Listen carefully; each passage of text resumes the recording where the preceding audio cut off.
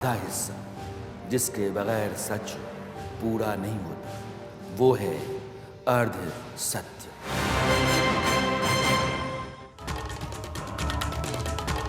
नमस्कार, मैं Rana Yashwant India news पर आपका स्वागत करता हूं और आप देख रहे हैं अर्ध सत्य। हरियाणा में मेवात इलाके में नूह की हिंसा पर माहौल गर्म है। हर आदमी का अपना अपना पक्ष है, उसकी अपनी अपनी व्याख्या है। किसी को लगता है कि यह हमला नहीं होता अगर नासिर जुनैद हत्याकांड के आरोपी मोनू मानेसर ने भड़काऊ वीडियो नहीं डाला होता। किसी को लगता है कि हिंदू संगठनों की जलाभिषेक यात्रा में तलवार और बंदूकें नहीं लहराई जाती तो शायद प्रतिक्रिया नहीं होती। कोई सवाल करता है कि क्या मोनू मानेसर का बयान जलाभिषेक यात्रा में शामिल लोगों का बयान था कि उन पर चारों तरफ से हमला बोल दिया गया। क्या मोनू मानेसर या उसके जैसे कुछ एक लोगों के चलते धर्म यात्रा में शामिल हजारों हजार लोगों पर ईंट पत्थर लाठी डंडे गोली बंदूक लेकर धावा बोलने का लाइसेंस मिल जाता है। दोनों तरफ से अपनी अपनी व्याख्याएं हैं, अपना अपना पक्ष है, अपनी अपनी बात है। दुर्भाग्य ये है कि जब भी हिंसा होती है उसको लेकर एक तबका एक नया नैरेटिव गढ़ने चल पड़ता है। ऐसा दोनों तरफ है। इस कोशिश में सच को हलाल करने में ये लोग तनिक भी नहीं चकते। नूह की हिंसा इस बात की मांग करती है कि ऐसे लोगों के लक्षण बताए जाएं ताकि आप उनसे दूर रहें। वे लोग एक अलग तरह की बीमारी का शिकार हैं जो किसी भी संक्रमण से ज़्यादा खतरनाक है। कोई भी इन्फेक्शन दवा के साथ कम या ख़त्म हो सकता है, लेकिन ऐसे लोगों ने अपनी बीमारी को पाला पोसा है और उसको हट्टा कट्ठा बना रखा है। उन्होंने अपनी समझ के आधे हिस्से पर खुद ही जाला डाल दिया है, इसलिए उनका आधा दिमाग और एक आंख ही काम करती है। वे लोग जो इंसान पर जो गुजरी है उस पर बोलने से पहले ये सोचते हैं कि उनके सांचे में ये कैसे फिट बैठता है। मतलब कि कैंची लेकर सच को काट छांट कर फायदे का जामा पहनने वाले ये लोग कहीं से खतरनाक नहीं है, ये आप नहीं कर सकते हैं। नूह सिर्फ उन्मादी और सनक से भरे लोगों की तरफ से बोला गया हमला नहीं था। वह हिंदुस्तान के समाज की सोच और सलाहियत के लगातार खून खून होते जाने का सबूत भी दे रहा है। आगे बढ़ने से पहले मैं आपको नूह के बारे में कुछ बता देना चाहता हूँ। हरियाणा का नूह ज़िला पहले मेवात हुआ करता था। यहाँ 70% मुस्लिम आबादी रहती। इस ज़िले में 3 विधानसभा सीटें हैं, नूह, फिरोजपुर झरका और पुन्हाना। इन सीटों पर जब से चुनाव शुरू हुए तब से मुस्लिम उम्मीदवार ही जीतते रहे।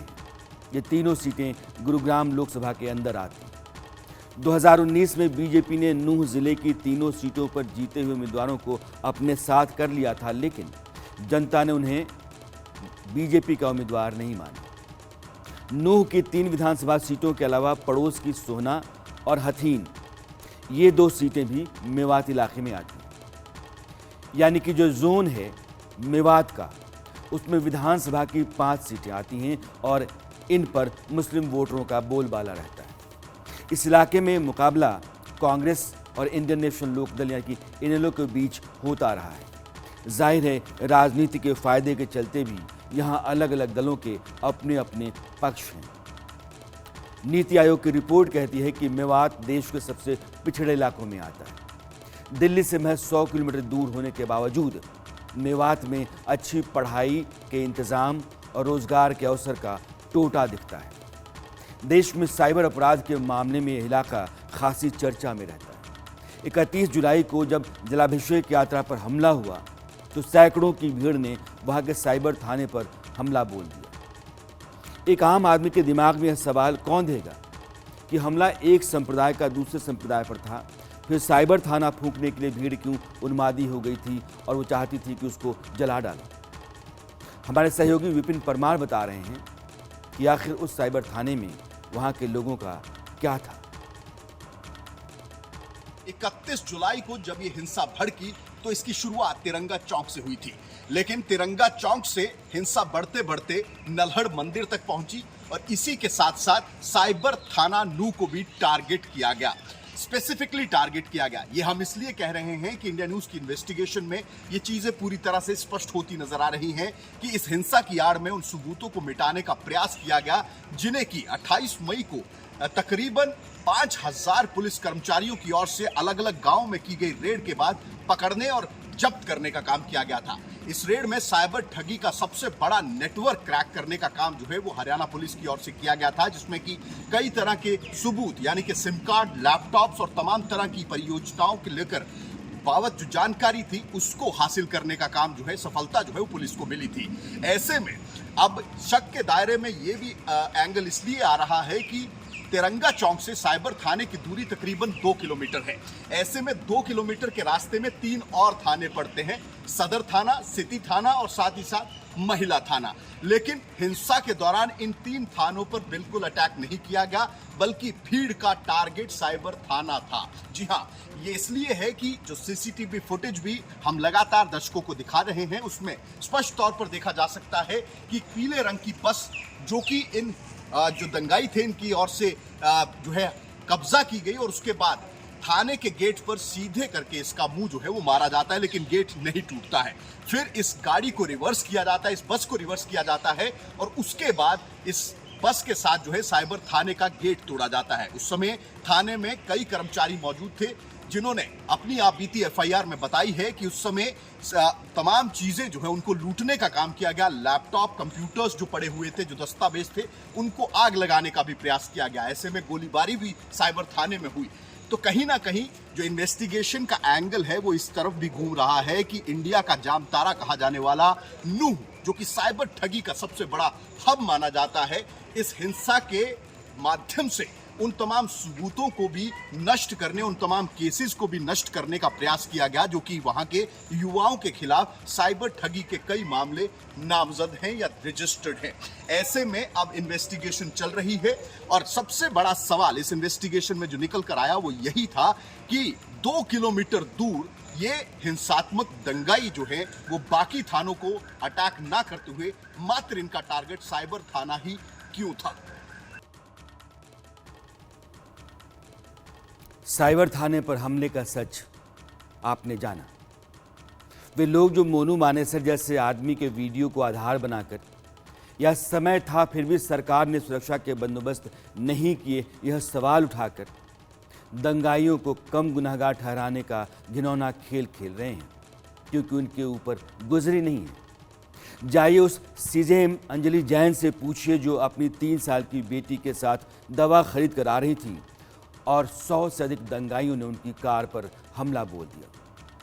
पूछिए उनसे कैसे अपनी कार पर उन्होंने पत्थर चलते हुए, गोलियां चलते हुए देखी और जान हलक में आ गई।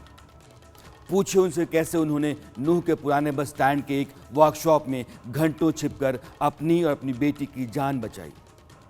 उस महिला जिससे पूछिए कि उनकी गाढ़ी कमाई की खरीदी कार कैसे राह कर दी गई जब दूसरे दिन पलट करके वो अपनी कार का हालचाल जानने गई। फिर मानेसर में क्या हुआ? हरियाणा में प्रशासनिक चुस्ती और एहतियाती बंदोबस्त की कमी रही, यह मैं मान भी लूं, तो इस तरह से पूरे इलाके में लोगों को मारने, जलाने की उन्मादी भीड़ के अपराध को आड़ देने की कोशिश भला कोई कैसे कर सकता है? हरियाणा के गृह मंत्री से 100 सवाल हो रहे हैं और होंगे भी। जवाबदेही जिम्मेदारी उनकी भी बनती है, लेकिन वह जो कह रहे हैं उसको भी आप आखिर कैसे खारिज कर सकते हैं?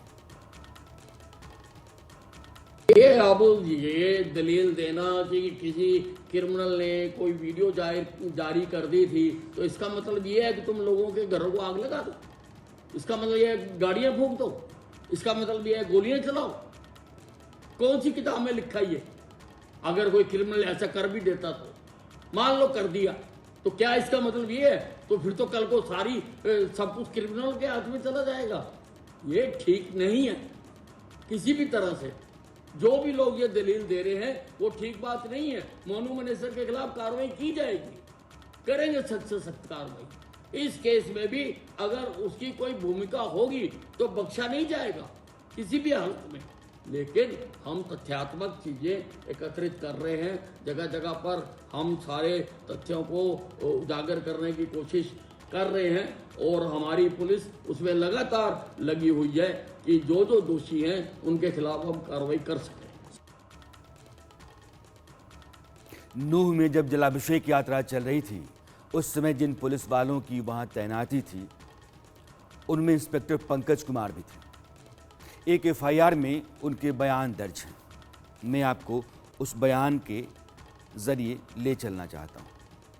पंकज कुमार ने बताया है कि हमने 600 से लेकर 700 के आसपास की संख्या में उपद्रवियों की एक भीड़ देखी। वे लोग धार्मिक नारे लगा रहे थे। थोड़ी देर बाद उस भीड़ ने पुलिस वालों पर भी पथराव शुरू कर दिया।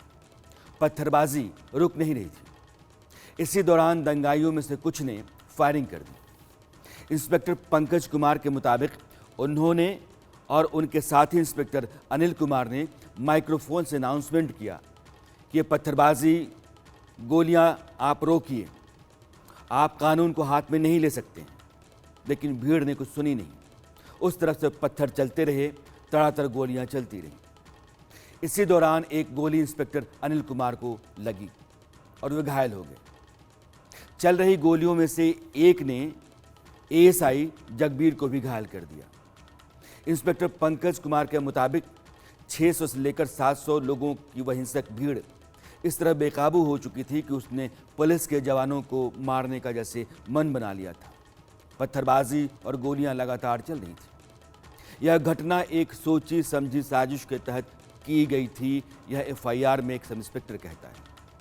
एफआईआर में कहा गया है कि पुलिस को मजबूरन AK-47 और 24 पिस्टल से हवाई फायरिंग करनी पड़ी। पंकज कुमार ने कहा है कि उनमें से कुछ लोगों को मैं पहचान सकता हूं। आरोपियों के खिलाफ सख्त कार्रवाई होनी चाहिए। समझ नहीं आता है कि ऐसा हमला जो पूरी तरह से एक बड़ी साजिश दिखता है, जिसकी तैयारी पहले से की गई होती, यह साफ समझ आता है, उसको कुछ लोग मोनू मानेसर का राग लाप कर खुद को ही बेनकाब करने का भोंडा खेल कैसे खेल सकते। एक और बात कही जाती है कि यात्रा में मोनू मानेसर का साथ देने वाला बिट्टू बजरंगी था, इसलिए दूसरे समुदाय को गुस्सा आ गया। सवाल यह है कि मोनू और बिट्टू टाइप लोग हजारों लोगों पर हमले का कारण ठहराए जा सकते हैं क्या? या किस दिमाग से कोई कह सकता है? हमारे रिपोर्टर ने बिट्टू को आज पकड़ा, पूछा कि तुम्हारे और मोनू के चलते ये सारा फसाद हुआ, तुमने ही भड़काऊ पोस्ट डाली, वीडियो डाला, तुमने ही दूसरे को भड़काया। कहा यह भी जा रहा कि तुम दोनों के चलते ये हमला हुआ, लोगों की जान गई, बहुत नुकसान हुआ। तो बिट्टू ने अपनी सफाई दी। अब बिट्टू को सुने, बिट्टू क्या कह रहे हैं। वीडियो वायरल की गई जो विवादित थी। कहा जा रहा है कि ये भी एक वजह रही जो हिंसा हुई। देखो, सबसे पहले हम माता और बहनों के साथ, बुजुर्गों के साथ शोभा यात्रा में शामिल हुए, तो जो कोई अपने परिवार के साथ जाएगा, क्या वो झगड़ा करने जाएगा? ये उनका गलत आरोप है। और रही बात मेरी वीडियो की, मेरी वीडियो कोई आपत्तिजनक थी तो आधे घंटे बाद, हम उस वीडियो के आधे घंटे बाद हम मेवात नन्नड़ मंदिर भोले बाबा के पहुंच गए। तो ये सारी तैयारी आधे घंटे में हो गई। इतनी बड़े पैमाने पे जो पेट्रोल पंप, गाड़ियाँ चलाना, आधुनिक हथियारों से पहाड़ों से चढ़ के हथियारों से लैस होना, ये सारी, यानी कि मेरे वो तैयार बैठे थे कि बिट्टू बजरंगी वीडियो जारी करे और हम तोप तान दें। लेकिन धार्मिक उन्माद अगर फैलता है इस तरह की वीडियो, आपको पता है कि उससे कुछ, ये जो मामला हुआ उसमें कहीं ना कहीं आग में घी डालने का काम भी किया इस वीडियो ने। जी ऐसा कुछ नहीं है, वो तो अपनी सफाई में बोल रहे हैं। लेकिन वो वीडियो मैंने उन लोगों के लिए बोला था जिन लोगों ने मेरे को धमकी दी थी। मैं आपको ऑडियो सुना सकता हूँ। और कई दिनों से पोस्ट हो रही थी कि तेरे टुकड़े करेंगे, अपने मोनू मानेसर को साथ लिए हो, तुझे ऐसे मार देंगे, तेरी स्वागत के लिए बैठे हैं। मैंने उन लोगों के लिए बोला था, ना कि सभी के लिए। बिट्टू बजरंगी पर धार्मिक उन्माद फैलाने की धाराओं में फरीदाबाद की पुलिस ने मुकदमा दर्ज किया। वो अदालत पहुंचा, जमानत लेकर के आ गया। आपको मोनू मानेसर को भी जानना चाहिए। वैसे ये लोग इसी तरह के जिक्र से उछलते हैं कि उनका नाम आ रहा है, इसलिए मैंने हमेशा कोशिश की कि ऐसे लोगों को जिक्र से बाहर रखा जाए। बस आपकी जानकारी के लिए 2 लाइनों में उसका परिचय दे देता हूँ। चेहरे और जुबान से ही बदमाश दिखता है। खुद को मानेसर हरियाणा में बजरंग दल की गोरक्ष शाखा जो है उसका प्रमुख बताता है। पॉलिटेक्निक का डिप्लोमा होल्डर है और उसके खिलाफ हरियाणा में 6 और राजस्थान में अपराध का 1 मामला दर्ज है। इस साल फरवरी में नासिर और जुनैद नाम के 2 लोगों की भिवाड़ी में एक कार में जली हुई लाश मिली थी। उस हत्याकांड में भी मोनू नामजद है और फरार चल रहा है, लेकिन वह सोशल मीडिया चला रहा है और चैनलों को इंटरव्यू भी दे देता है। इस तरह के लोगों के खिलाफ कानून को सख्त कार्रवाई करनी चाहिए। इनके जीवन में कोई मकसद नहीं होता। ये बिट्टू और मोनू जैसे लोगों को सस्ती लोकप्रियता और अपनी धौंस धाक जमाने के लिए संगठनों की आड़ चाहिए होती है। इनकी तरफदारी करना अपराध और सांप्रदायिकता को हवा देना होता है। जब इनकी हैसियत ही दोयम दर्जे की है तो फिर सवाल वही उठता है कि जो लोग सत्ता से टकराने और समाज में सेकुलरिज्म को बचाने का दम भरते हैं, वे कैसे कह सकते हैं कि मोनू और बिट्टू जैसे लोगों का जो वीडियो था उससे समुदाय भड़क गया था। हमले की साजिश थी भी तो सरकार ने बंदोबस्त समय पर नहीं किया। हद भाई, क्या उन लोगों ने फिरोजपुर झुरका के उस विधायक मामन खान का बयान भी सुना? उसका कभी उन्होंने जिक्र भी किया? मोनू मानेसर को सबक सिखाने के लिए आपे से बाहर दिखने वाले मामन खान क्या बताएंगे कि एक भगोड़े अपराधी के वीडियो के चलते धर्म यात्रा पर हमला करा दिया गया या हमला हो गया? आप उनका तेवर, उनका बयान सुनिए और देखिए। मोनू मानेसर दिखाता है, कहीं अमित शाह के साथ फोटो खिंचवा रहा है, कहीं अरुण जेटली के साथ फोटो खिंचवा रहा है। क्या डराना चाहता है ये मेवातियों को कि मैं इतना बड़ा आदमी हूं? अब के मंत्री याद रखना, ये मेवात गए, इसकी प्यासी ना फोड़ी तो मेवात भी हमसे कौन कहेगा? इसने बहुत आतंक उठा लिया मेवात में। मामन खान ने इस तरह के बयान बाद में भी पब्लिकली दिए। उनका एक ट्वीट था जिसको उन्होंने डिलीट किया। वह ट्वीट भी भड़काऊ था। जांच चल रही।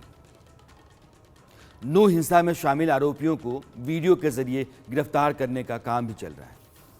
अब तक 176 लोगों को गिरफ्तार किया गया है और 78 को हिरासत में लिया गया है। अगर आप FIR देखें तो 5 जिलों में 93 FIR दर्ज की गई है। नूह में 46, फरीदाबाद में 3 और गुरुग्राम में 23 FIR। इस बीच हिंसा के दिन का एक नया वीडियो सामने आया है। इसमें गोलियां चलने की आवाज़ साफ सुनाई दे रही हैं और कुछ पुलिस वाले गाड़ियों के पीछे छिपे हुए हैं। वीडियो से अंदाज़ा होता है कि घटना कितनी भयानक थी और हमला करने वालों की मंशा यही थी कि जितने को मार सकते हो मार डालो। पहाड़ियों से घिरे मंदिर पर पहाड़ियों के ऊपर से भीड़ फायरिंग कर रही थी। इस फायरिंग के निशाने पर मंदिर के अहाते में जो बाहर वाला अहाता था उसमें मौजूद लोग थे।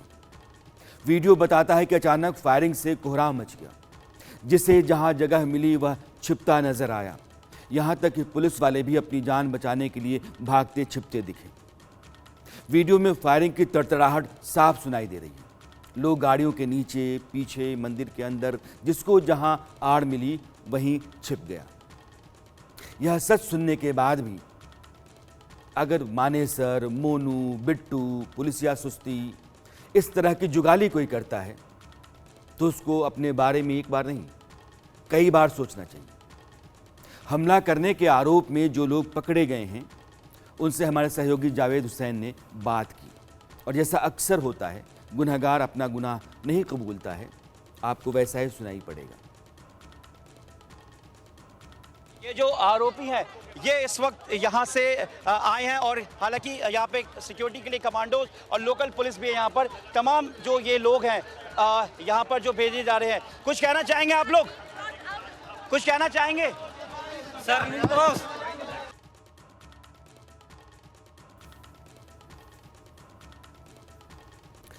ये ज़्यादा गिरफ्तारियां उस वीडियो के आधार पर हो रही हैं जिस वीडियो में दंगाई हमला करते हुए दिख रहे हैं।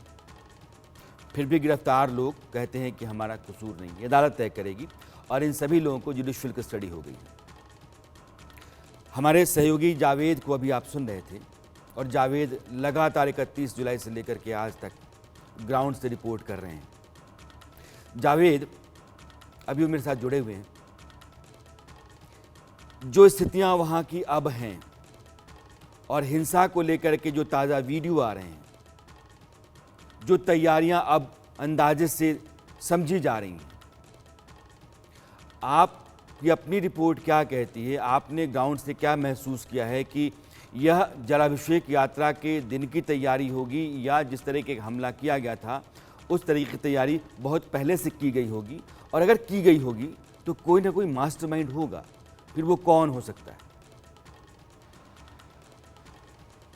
जी बिल्कुल राणा जी, जिस तरीके से आपने जो सवाल पूछा बिल्कुल ये सही है कि जिस तरीके से तैयारी और जो वीडियोस जो अभी इंडिया न्यूज़ पर जो वीडियोस कई वीडियोस हमारे पास है जिसमें साफ दिख रहा है कि किस तरीके से जो शिव मंदिर है जो पहाड़ियों के बीच में घिरा हुआ है वहाँ पर किस तरीके से गोलियाँ चलने की आवाज़ आ रही है और जो लोग हैं जो शोभा यात्रा में शामिल हुए थे वो किस तरीके से अपने आप को बचने की कोशिश कर रहे हैं, किस तरीके से एक शख्स जिस पे गोली लगने का दावा किया जा रहा है उसे किस तरीके से उस गेट से भी हमने ग्राउंड रिपोर्टिंग की थी जहां से उसे पहाड़ियों के रास्ते से जो वहां पर मौलाना आज़ाद जो मेडिकल कॉलेज है वहां तक ले जाया गया। वहां पर कैसे गोलियां चल रही थी, कैसे भीड़ पहाड़ियों की तरफ साफ दिख रही थी और पुलिस जो 2 पुलिसकर्मी दिख रहे हैं जो सिविल में जिनके हाथ में AK-47 है वो किस तरीके से बचाव करने की कोशिश कर रहे हैं वहाँ पर। अब इस वक्त की हम अगर आपको हालात बताएं तो कल जुमे का दिन है, नमाज की भी बात आ रही क्योंकि तमाम जो लोग हैं नमाज में शिरकत करेंगे। इसको लेकर खुद हमारी ADG लॉ एंड ऑर्डर से भी बात हुई, ममता सिंह, उनका कहना है कि जो वीडियोस हैं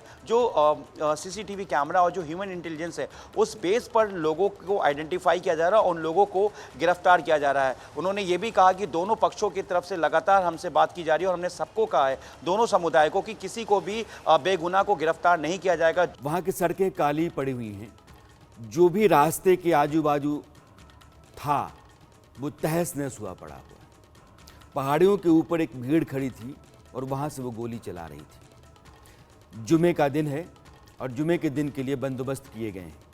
खुले में नमाज नहीं पढ़ने की हिदायत प्रशासन ने दी है और समूचे मेवात में सुरक्षा के कड़े और मजबूत बंदोबस्त किए गए हैं। मैं अब वहाँ लौटता हूँ जिसका जिक्र मैं शो में बार बार करता रहा हूँ। अपना पक्ष तय करते समय सिर्फ सच के आधार पर चलिए। जिसकी जान गई, जिसका नुकसान हुआ, वो न हिंदू था न मुसलमान, वो महज इंसान था। घटनाओं को देखते से पहले चश्मा चढ़ाने की बीमारी का इलाज नहीं होगा तो समाज में टकराव और खाइयाँ बढ़ेंगे। किसी मौलाना की दुकान जली तो सच यही है कि जली। जिसने जलाई वह बलवाई और अपराधी है। उसको नूह की प्रतिक्रिया कहकर सही नहीं ठहरा जा सकता। बीमारी है साहब, और ज़्यादातर अपनी अपनी दुकान लेकर बैठे बुद्धिजीवियों में है। नूह की हिंसा को एक समुदाय विशेष के आक्रोश का नतीजा बताकर उसको दंगा और जघन्य अपराध के दायरे से बाहर खींचने का प्रयास कुछ कथित सेक्युलर पत्रकार कर रहे हैं। उनका तर्क ये है कि अगर मोनू मानेसर ने घटना के 2 दिन पहले वीडियो डाला था, वह जलाभिषेक यात्रा में आएगा और उसके आने से वहाँ माहौल के बिगड़ने का खतरा था, तो फिर सुरक्षा के ज़रूरी बंदोबस्त क्यों नहीं किए? अगर इसका आशय आप समझें तो वो लोग ये कह रहे हैं कि जो हुआ वह होना था क्योंकि सरकार समय पर नहीं चेती। यह दलील जो लोग दे रहे हैं वे शब्दों के हेर फेर के साथ कोशिश इस बात की कर रहे हैं कि उनका पक्षपात उजागर नहीं हो और वो अपना काम भी कर लें। मोनू मानेसर यात्रा में नहीं आया, फिर भी अफवाह बरसे कि वह आया हुआ है। चारों तरफ से हमले शुरू हो गए। जो FIR दर्ज हैं, मैंने आज आपको एक FIR सुनाई। एक सब इंस्पेक्टर अपने साथ जो गुजरी है और वो जो देख रहा था, उसके आजू बाजू जिस तरीके से उसके साथी गोलियों से घायल हुए थे, उस तरह कई FIR हैं जो सुनाई जा सकती हैं। वो सारे सबूत हैं। इस बात से बहुत चालाकी से वो सारे लोग बच निकलने की कोशिश कर रहे हैं जो नूह के दंगे को या नूह के हमले को मोनू मानेसर बिट्टू के नाम पर कमतर करने की शातिराना कोशिश कर रहे हैं। पत्थर ट्रक भरकर लाए गए थे, पेट्रोल बम तैयार किया गया था, गोली बंदूक का इंतजाम था। यह बड़ी साजिश नहीं है क्या? मगर नू हिंसा को प्रतिक्रिया में की गई कार्रवाई ठहराने की कोशिश ये सारे लोग करते हुए बेनकाब खुद हो रहे हैं, अपनी असलियत के साथ पहचाने जा रहे हैं। जब किसी का कोई नुकसान हुआ ही नहीं था तो बदले की कार्रवाई कैसी? कोई घटना हुई नहीं तो प्रतिक्रिया कैसी?